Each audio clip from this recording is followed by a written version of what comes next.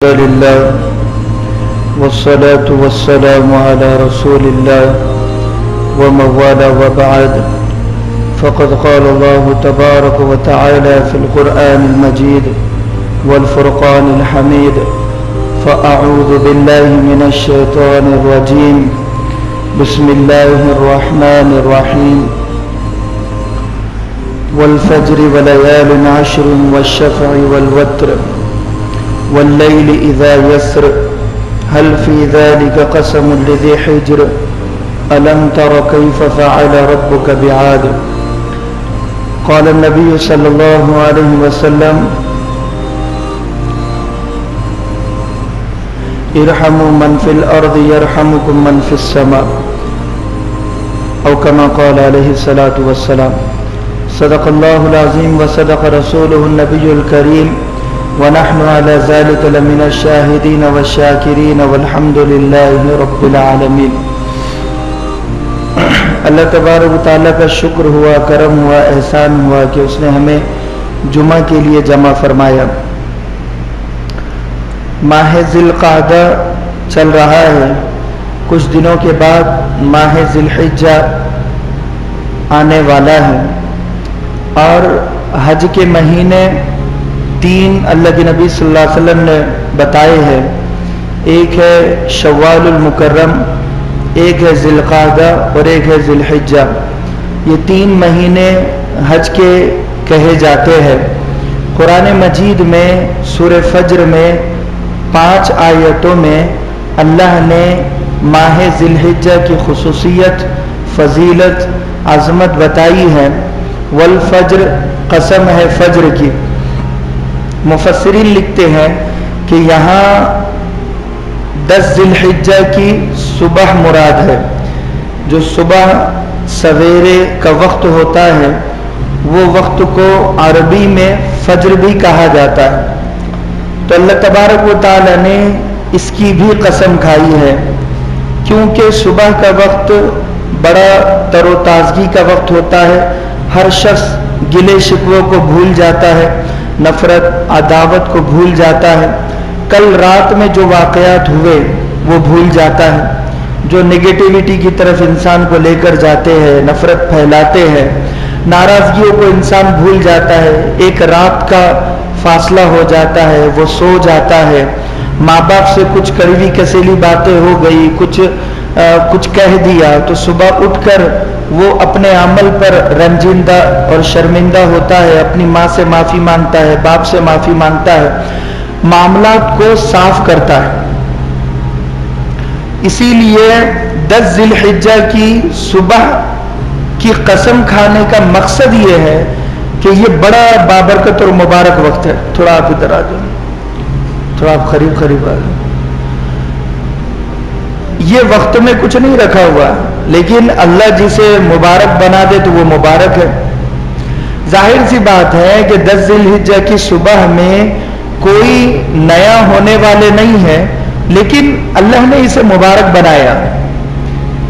جیسی راتیں ابھی گزر رہی ہے، جیسے دن ابھی گزر رہا ہے، ایسے ہی رمضان میں بھی گزرا ہے، لیکن رمضان کو مبارک اللہ نے بنایا، شوال کو مبارک اللہ نے بنایا۔ یہ حج کا مہینہ ہے، ذی القعدہ حج کا مہینہ، ذی الحجہ حج کا مہینہ، مبارک بنانے والا اللہ۔ جتنی اہمیت مجھے اور آپ کو اس مہینے کی کرنی چاہیے، اس سے کہیں زیادہ اہمیت ہمیں اللہ کی کرنی چاہیے۔ حاجی حج پر جب جاتا ہے بڑا خوش و خرم ہوتا ہے، ساری نفرتیں بھول جاتا ہے، سالوں بھائیوں سے بات چیت بند تھی، جیسے ہی حج کا نمبر لگ گیا اتنا خوش ہوتا ہے کہ اپنے بھائی سے معافی مانگ لیتا ہے، جھک جاتا ہے، اپنی بہن سے صلح کر لیتا ہے، پڑوسیوں سے معافی مانگ لیتا ہے، پورے محلے والے اسے چھوڑتے ہیں، ہر ایک سے جھک جھک کر معافی مانگتا ہے۔ تواضع، انکساری، خود بخود دعاؤں میں گڑگڑاہٹ اس کے پیدا ہو جاتی ہے، ایک الگ رنگ اور روپ اس پر چڑھ جاتا ہے۔ پتہ نہیں کہ کس نے کیا کیا، کس نے کیا کیا نہیں، اسے پتا ہے کہ کس چیز کے لیے اسے چنا گیا ہے۔ اس کی عظمت، اس کی قدر و قیمت، دنیا کی ہر خوشی سے بڑی خوشی، جب سفر شروع ہوتا ہے تو بڑی خوشی ہوتی ہے. اپنے شہر کو چھوڑنے کا غم، اپنی بیوی بچوں کو چھوڑنے کا غم ایک طرف، لیکن جہاں جا رہا ہے وہاں کی خوشی ایسی ہوتی ہے کہ ہر غم کو بھول جاتا ہے. تو 10 ذی الحجہ کی صبح وہ خوشی حاجیوں کو محسوس ہوتی ہے، اس خوشی والی صبح کی اللہ نے قسم کھائی ہے. ایک بات کو بیان کرنے کے لیے غور سے میری بات کو سننا، تاکہ وہ بات کی اہمیت لوگوں کو پتہ چلے. اسی لیے اللہ نے قسم کھائی ہے. اللہ کو قسم کھانے کی کوئی ضرورت نہیں ہے. بغیر قسم کھائے کہ اللہ سب کو منوا دے. اللہ میں وہ طاقت ہے، اللہ میں وہ قدرت ہے. ایک بھی قسم قرآن میں نہ ہوتی، لیکن قسم جس کی کھائی جا رہی ہے، بتانے کا مقصد یہ ہے کہ ہم نے اس کی قسم کھائی ہے تو اب تم سمجھ لو کہ یہ کیسی چیز ہے. جیسے ایک ماں اپنے بیٹے کی قسم کھاتی ہے تو لوگوں کو بھروسہ آ جاتا ہے. اگر وہ ماں پڑوسی کے بچے کی قسم کھائے تو بھروسہ نہیں آتا. نسبت اور تعلق کی وجہ سے. بیٹا بہت گھوم لیے تم، پہلے ادھر بیٹھے پھر ادھر بیٹھے، ابھی قریب آ جاؤ، قریب آ جاؤ ایک دم. اب آخر تک اٹھنا نہیں ہے تم کو، آ جاؤ قریب آ جاؤ. تو نسبت اور تعلق کی وجہ سے. والفجر ولیال عشر، اور 10 راتوں کی قسم. یکم ذی الحجہ سے 10 ذی الحجہ تک جتنی راتیں ہیں وہ تمام راتوں کی اللہ نے قسم کھا لی. اس کا مطلب یہ ہے کہ کچھ نہ کچھ اس رات میں ہے جو اللہ نے اس رات کی قسم کھائی ہے. ورنہ اللہ قسم رمضان المبارک کی راتوں کی بھی کھا سکتا تھا، ورنہ اللہ قسم ذی القعدہ کی راتوں کی بھی کھا سکتا تھا. ساری راتیں اللہ کی، سارا دن اللہ کا، سارا قرآن اللہ کا، سارا جہان اللہ کا، ساری قدرت اللہ کی، ہم اور آپ سب اللہ کے. اللہ جس کی چاہے اس کی قسم کھا لے، کوئی اسے پوچھ نہیں سکتا. لیکن راتوں کی قسم کیوں کھائی ہے؟ وَلَيَالٍ عَشْرٍ، اور وہ بھی ذی الحجہ کی 10 راتیں. صبح کی قسم کھا لی، رات کی قسم کھا لی.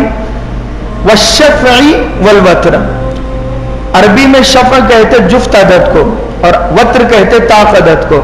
یہاں پر مفسرین نے لکھا ہے 9 اور 10 ذی الحجہ کے پورے دن کی اللہ نے قسم کھائی ہے. شفع 10 ذی الحجہ کا دن، صبح سے لے کر شام تک کی قسم کھائی، جبکہ 10 ذی الحجہ کی صبح کی کھا لی تھی قسم. لیکن ایک ہے ایک گھڑی کا، ایک لمحے کا قسم کھانا. اتوار کی صبح کی میں قسم کھاتا ہوں، چلو ٹھیک ہے، صبح کی کھائی ہے نا، شام تو باقی ہے، دوپہر تو باقی ہے، تو تھوڑے وقت کی قسم کھائی. اس کا مطلب کہ بات تھوڑی قیمتی ہے، زیادہ قیمتی نہیں ہے.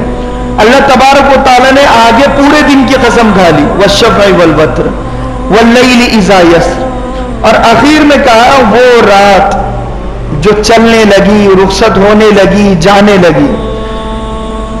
یسر کہتے ہیں جب رات جانے لگے اور دن آنے لگے، وہ وقت کو یسر کہا جاتا ہے. واللیل اذا یسر. تو اللہ یہاں پر کہہ رہا ہے کہ رات جب جانے کا ارادہ کرے، دن جب آنے کا ارادہ کرے، تو ہم اس وقت کی بھی قسم کھاتے ہیں. کیا چھوٹ گیا ہے پھر؟ صبح بھی ہو گئی، دن بھی ہو گئی، رات بھی ہو گئی، شام بھی ہو گئی. تہجد کا وقت کی بھی اللہ نے قسم کھا لی ہے، جبکہ تہجد کی قسمیں اللہ نے دوسری آیتوں میں بھی کھائی ہے. لیکن اسپیشل اس 5 آیتوں میں صرف ایام ذی الحجہ یکم سے 10 تک، یہ 10 دنوں کو الگ الگ اینگل سے اللہ نے قسم کھائی ہے. حل فی ذالک قسم لذی حجر، اور پھر اللہ پوچھ رہا ہے کیا اتنی قسمیں عقل مندوں کے لیے کافی ہے یا اور کھاؤں؟ حل فی ذالک قسم لذی حجر. حجر کہتے ہیں ایسا عقل مند آدمی کہ جس نے پوری زندگی میں بے وقوفی والا ایک بھی عمل نہیں کیا، اسے عربی میں ذی حجر کہا جاتا ہے. تو اللہ یہاں پر کہہ رہے ہیں ایسے عقل مندوں سے ہم پوچھ رہے ہیں کیا اتنی قسمیں کافی ہیں یا نہیں ہے؟ ہو گئی یہ قسمیں. اب بات کیا بیان کر رہا ہے اللہ؟ آگے بتایا الم تر کیف فعل ربک بعاد، کیا تم نے دیکھا نہیں عاد کے ساتھ ہم نے کیا کیا؟ ارم ذات العماد، عاد ارم وہ ایسی تھی ذات العماد، ستونوں والی قوم، ڈیل ڈول والی قوم، بہادر قوم، لمبے چوڑے لوگ، سب سے زیادہ ہائٹ، سب سے زیادہ پاورفل لوگ. قوم عاد کے جد اعلیٰ کا نام، یعنی جہاں سے بیسک شروع ہوئی ہے، قوم عاد جہاں سے شروع ہوئی ہے، ان کے بڑے پروج کا نام تھا ارم. تو عاد ارم انہیں کہا جاتا ہے. اور یہ ایک ایسی قوم تھی کہ جو پہاڑوں میں جس نے راستے بنائے ہیں، سب سے زیادہ طاقتور قوم تھی. اس سے بڑی ہائٹ والی قوم اور اس سے بڑی طاقتور قوم کوئی آئی ہی نہیں ہے. اور یہ میں نہیں کہہ رہا ہوں، ارم ذات العماد التی لم یخلق مثلها فی البلاد. اللہ نے آگے کہہ دیا کہ ایسے لوگوں کو ہم نے اس زمین پر دوبارہ کبھی پیدا ہی نہیں کیا. یہ ون پیس ایک ہی مثال ہے قوم عاد، ان کے جیسی ہم نے پیدا ہی نہیں کی ہے. وَثَمُودَ الَّذِينَ جَابُوا الصَّخْرَ بِالْوَادِ، اور قوم سمود کی بھی قوم سمود کے حالات، پہلے قسمیں کھائی پھر حالات بتائے. جابوا الصخر بالواد، کہ جو پہاڑوں کو تراش کر راستہ بناتے تھے. صخر بالواد، وادیوں میں جنہوں نے راستے بنائے، پہاڑوں کو کھود کر تراش کر. ایسی طاقتور قوم تھی قوم سمود بھی. وَفِرْعَوْنَ ذِي الْأَوْتَادِ، اور میخوں والے قوم کو کیوں نہیں دیکھتے تم؟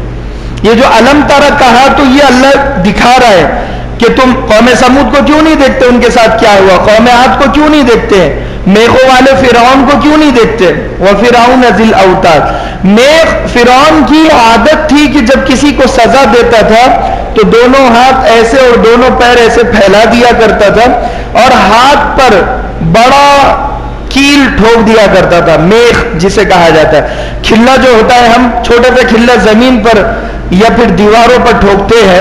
تو فرعون کے پاس بڑے بڑے کیلے تھے، وہ بڑے بڑے کیلوں کو ہاتھوں پر رکھ کر ٹھوک دیا کرتا تھا.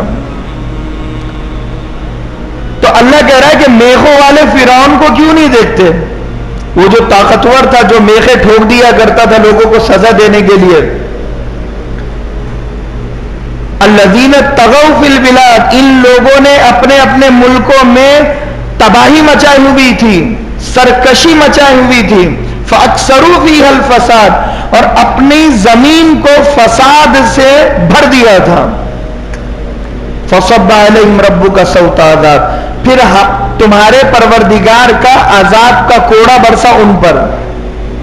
ان ربک لبالمرصاد، سن لو کہ یقیناً اللہ سب پر نظر رکھے ہوئے ہے.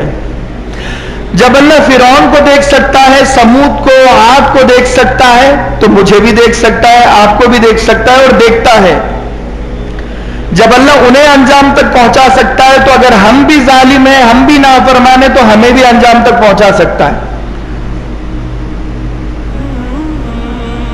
یہ اس لیے کہا کہ اللہ کہہ رہا ہے کہ جنت ہے اور دوزخ ہے.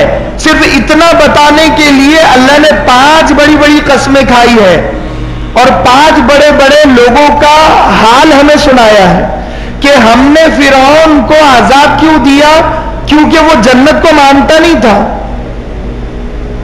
دوزخ کا انکار کرتا تھا، ہمارا انکار کرتا تھا. صرف اتنی سی بات پہ اتنی بڑی سزا دے دی، حالانکہ ہے چھوٹی بات نہیں، بہت بڑی بات ہے. اگر جنت اور دوزخ کا کنسپٹ نکال دیا جائے تو پھر انسان جو چاہے وہ کرو. جب مجھے کوئی پوچھنے والا نہیں ہے تو میں پھر پب جی بھی کھیلوں، میں یوٹیوب بھی چلاؤں، فیس بک بھی چلاؤں، میں غیبت بھی کروں، چغلی بھی کروں، میں زنا بھی کروں، عیاری کروں، مکاری کروں، فحاشی کروں، کسی کی بہن اور بیٹی پر بری نظر ڈالوں. کون مائکا لال ہے جو مجھ سے سوال کر لے گا؟ اگر یہ تصور یا امیجنیشن کو ہٹا دیا جائے تو انسان پھر آزاد ہو جائے. اور یہی تصور کو دوسری قوموں نے ہٹایا ہے، دلائل سے اور اپنی نظر سے، عقل سے، لاجک سے ہٹایا تو ایسے ہے. اگر نہیں ہٹاتے تو ایسے نہ ہوتے.